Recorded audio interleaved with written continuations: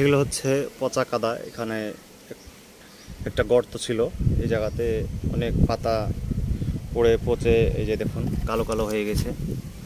তো আমি এখান থেকে আমার কাছে দেওয়ার জন্য এই কাদা নিয়ে যাব।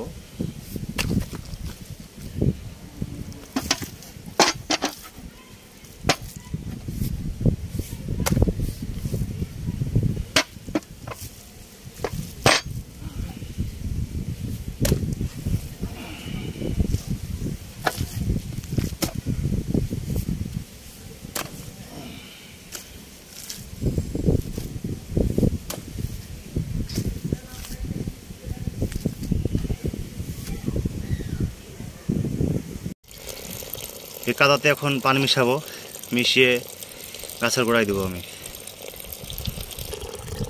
এই কাদাটা অনেক দিন ধরে পচে কালো কালো হয়ে গেছে, এই যে দেখুন।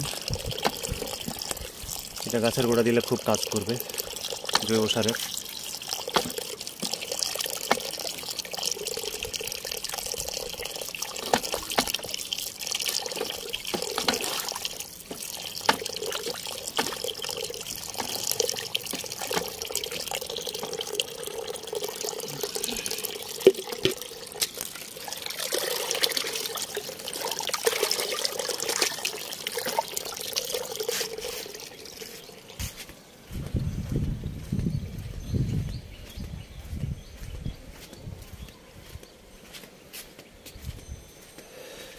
এই পানিটা আপনি যে কোনো গাছের গোড়াতেই দিতে পারবেন।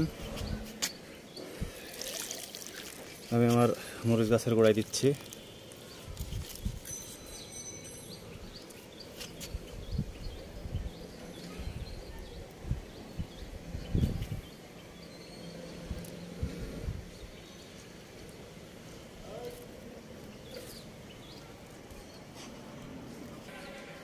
এই যে দেখুন আমার গাছে প্রচুর পরিমাণে ফুল আসা শুরু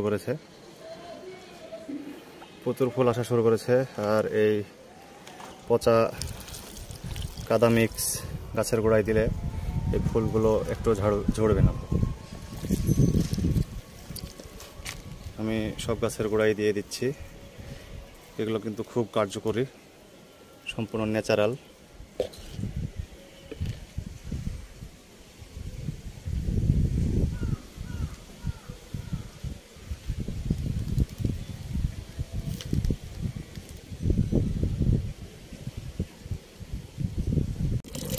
কাদার সঙ্গে ভালো করে পানি মিশিয়ে এরকম তরল করে নিতে হবে। তরল করে নেওয়ার পরে গাছে দিতে হবে। আমার এই স্ট্রবেরির গাছেও আমি এই তরলটি দিব। এই যে দেখুন প্রচুর স্ট্রবেরির ফল এবং ফুল গাছে আসা শুরু করেছে। আমি গাছের সাইড দিয়ে দিব যেন গাছে ভরে না যায়।